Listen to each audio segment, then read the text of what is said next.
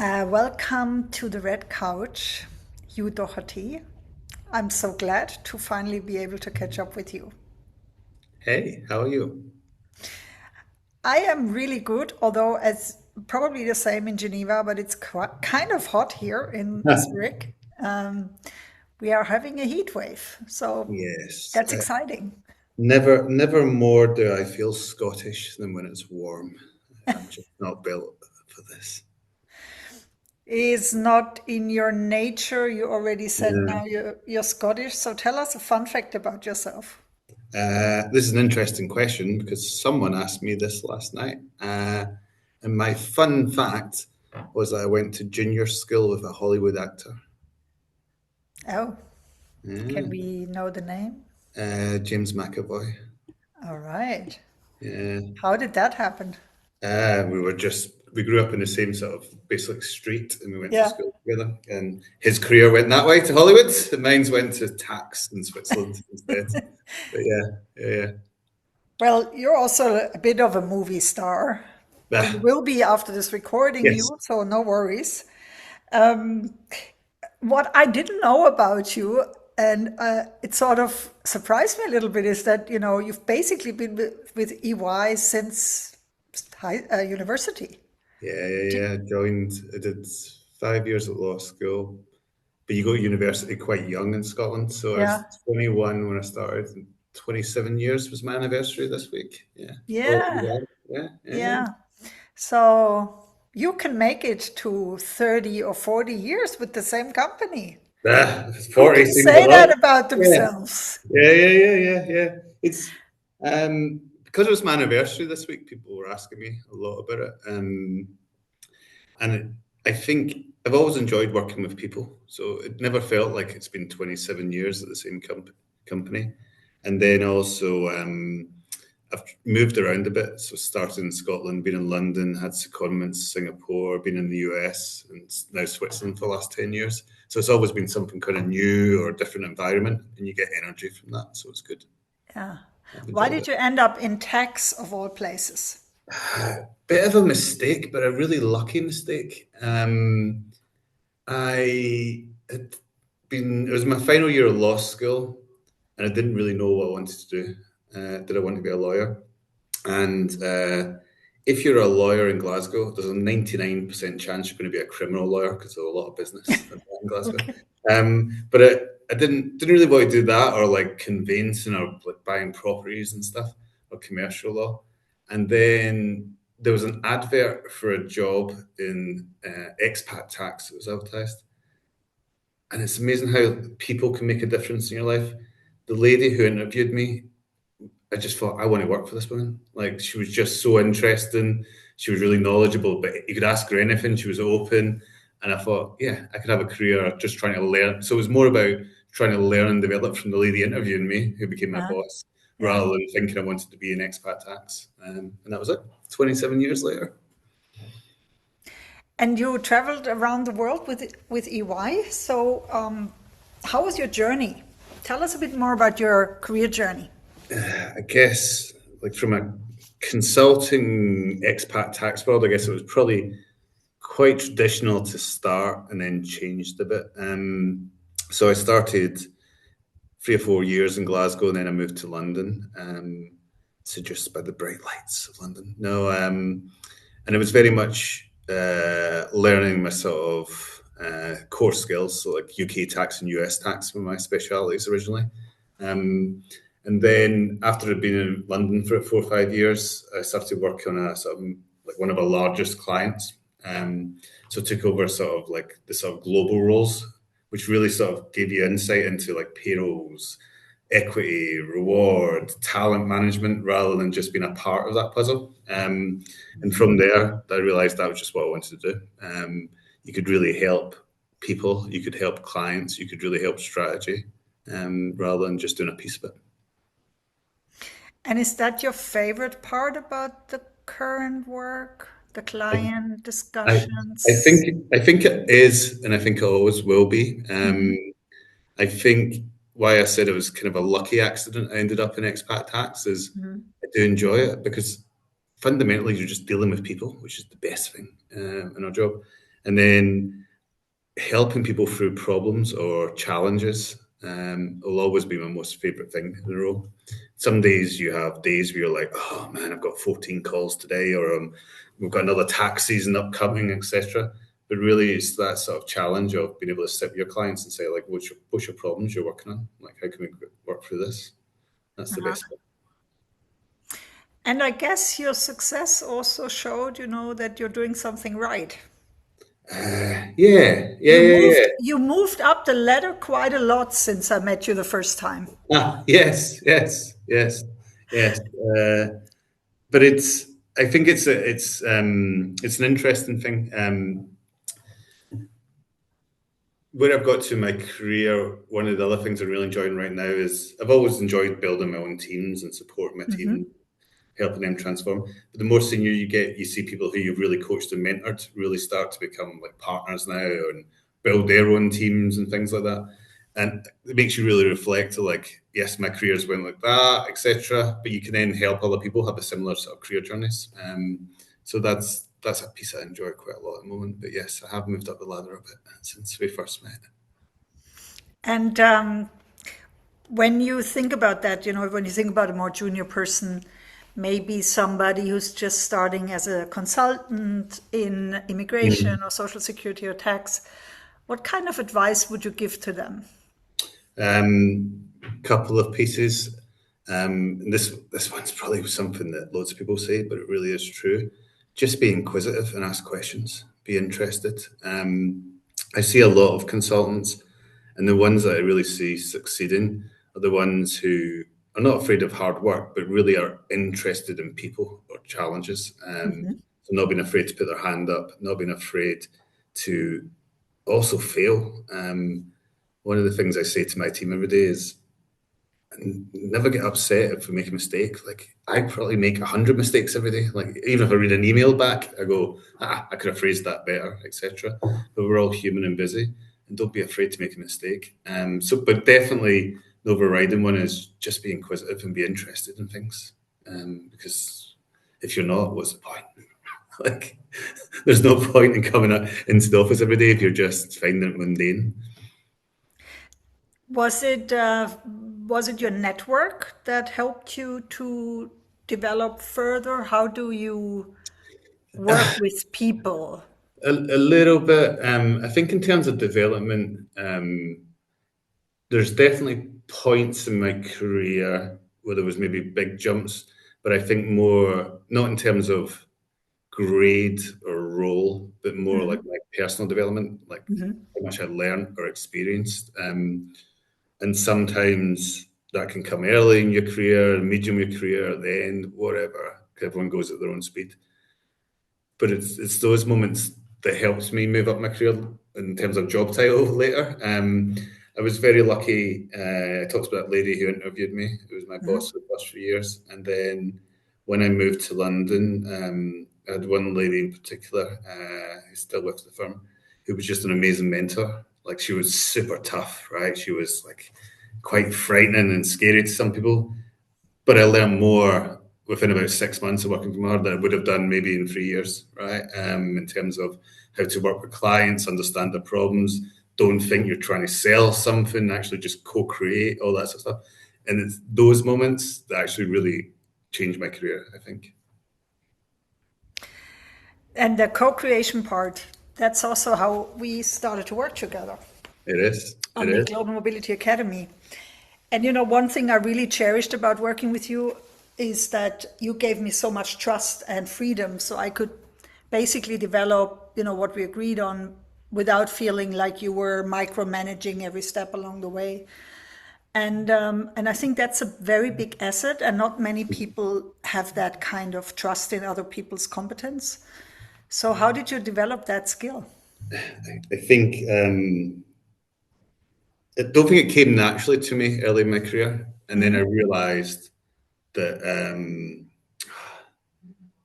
not it wasn't like a light bulb moment, just more and more they realized that when you started to trust people, actually you got better results in the end. And actually me sitting in the office 24 hours a day, even if it's like an internal project, was actually getting worse results than actually being able to empower people and trust to people to deliver it. And then as you get a little bit more experience, you realize that also, and this is very much a view my father would have shared if he was still alive, is sometimes you're not the most clever person in the room, Hugh. Maybe actually other people know more stuff than you, right? And if you just talk over people, they might get like there's a lot of thing in consultancy firms of hierarchy and Yeah, partnership models and stuff. And just because you're the most senior person in the room doesn't mean you're the person with the most experience in this topic or you've got the right answer. It's about how do we actually like co-create or come up with something. So just when you naturally start to understand that and go through it, it just becomes more natural to you. Plus, I met you, Andrew. You're pretty good, so it's okay. It was easy for me to trust you. thank you. Oh, I was so fishing for compliments Yeah, here. yeah, yeah. Amazing. It worked. It does. It does.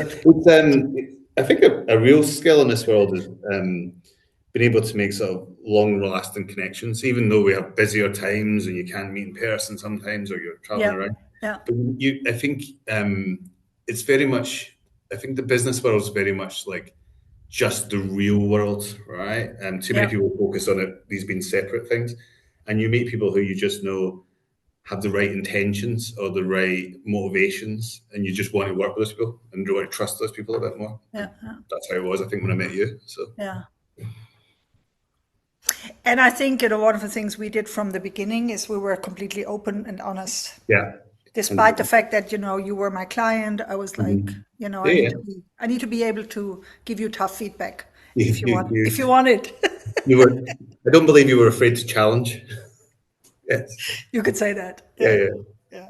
What about my lovely colleagues in global mobility, human resources, recruiting in the corporate world? What do you think they should learn and improve from your perspective as a provider? It's an interesting time to ask that question um, for a couple of reasons. There is, and we'll touch on it quickly, a bit of obviously a revolution with AI and technology and data and insights and process, all that fun stuff. We're also living in a pretty crazy geopolitical time, which also flows through to companies and cost pressures and stress and management of stuff. And then you have the mobility, HR, talent, and then operations challenge that's probably we've been talking about for like 10 years, 15 years of how do we get more strategic, right? And now that pressure's just starting to like squeeze from everywhere because we've got the technology, etc. Um, for mobility specifically, there's a bit of a sharp elbows needed to really become a talent function. I think too long it's been kind of either a geeky tax function in the past or like just a service hub type thing, where actually truly mobility, it shouldn't be trying to get a seat with talent. It should be talent, right? And it should be driving decisions. There's cool stuff you can do with AI to start to look within your whole HR core systems to develop, okay, who are we moving around the world? What will be a success, etc. And it's things like that that mobility need to function on, to focus on. Um, HR just need to trust the mobility teams and work with them and think about the reward structures and the processes and policies around it. I uh, I think back on my career and think about when I was being on assignment or moving around, etc. And I think my 27 years, I could talk about mentors or career grades. I think seeing the world and developing is probably the most important thing that happened to me. Otherwise, I'd still be a kid living in Glasgow, wondering what's out there. So I think the importance of mobility has never been more clear, but there's some blocker at the moment in terms of how does talent actually really understand that and start to move those people around. One of the um, one of the audience members that Mm-hmm. I'm expecting more and more are what I call the lifestyle expats. Mm. Just, like the knowledge workers that move from country to country or move to a different country because of super opportunities in other Yeah. countries. Now, these are not traditionally dealt with global mobility. Do you notice a shift in the perception of the scope global mobility should have in organizations in Switzerland, for example? Yes, there's a little bit of still depends on your type of organization, like the sector we would call it internally. Like, are you a life science? Are you a banking company and stuff? And some of them are a little bit more advanced, or I don't mean advanced in terms of the overall mobility programs, but in terms of looking after sort of your lifestyle expats or your non-traditional assignments and things like that. I think there is a shift, but I think post-COVID, people thought it'd be a bit quicker. And then organizations started to go, wait a minute, this is too much risk, or we don't want to get involved in this kind of thing. But I think if you go back maybe 24 months, it started to shift the other way again, where the mobility teams are being involved and are starting to take it forward, just because they're losing talent or they cannot get talent, because that's what people want to do now. They want to either move around, or they want to have their kids grown up in this country, or they want to have, they've got family here, etc. So I think more and more in Switzerland we're starting to see that now. I thought it may have been a bit quicker after COVID, but now I think the last 2 years we're starting to see it. So I guess that's good news. It is. It keeps me in a job. Because, global mobility managers here are a bit worried about losing their jobs to AI, but then, there's so many other things that need to be done. This is why I've always been focused on, it shouldn't just be mobility. Mobility is talent, and it's much broader than mobility. That doesn't mean they're not doing mobility and they're now just doing talent. No. It's a talent function, right? And there is so much good stuff you can do with the data or technology. There is pieces that we can automate and you can take care of, but that's so that we can spend more time as humans, right? Human to human. Plus, I think mobility roles have just changed anyway. We just haven't sat down and mapped it properly. So looking after the non-traditionals, more cross borders rather than traditional assignments, more use of different policies, but also a mobility team now has a technology leader, a strategy leader, a compliance leader, etc., rather than just I'm moving 10 people kind of thing. Yeah. It's just evolution. Yeah. So also the depth of expertise in specific areas needs to grow, and tech skills are obviously They are. very important now. They are. I would also say project management skills are completely required. Project management skills are required, because also I see, maybe this is showing my age, Angie, with technology, when we talk about AI and stuff. There's just a tsunami of change and stress and worry. Like, everyone's got surveys, there's information over here. So every mobility team really needs like those project management skills to say, wait, this is brilliant, but here's like 4 or 5 short-term things we're really focusing on, and here's maybe like my 4 or 5 long-term things. Otherwise, nothing gets done. Everyone just runs around. So you really need those skills. And it's all about prioritization. Yeah. And again, strategic alignment. Yeah, definitely the alignment piece. Where is the strategy? Where does the company go? And Yeah. how do we contribute to ensuring we have the right talent at the right place at the right time? Exactly. And never more so than now with all the geopolitical changes, and you see organizations changing their approach based on what's happening with tariffs and trade and all that fun stuff. And mobility needs to have a plan and needs to be strategic before that. And I know you're a hard worker. Do you actually have any life outside of your work? What does a real true Scotsman do to relax? So this is probably going to be shameful for any Scotsman who does watch this, because we have a reputation of being a hard party and hard drinking society. But I've been in Switzerland too long, so I do fun stuff like cycle my bike up and down hills. I walk my dog in the vineyards of Geneva.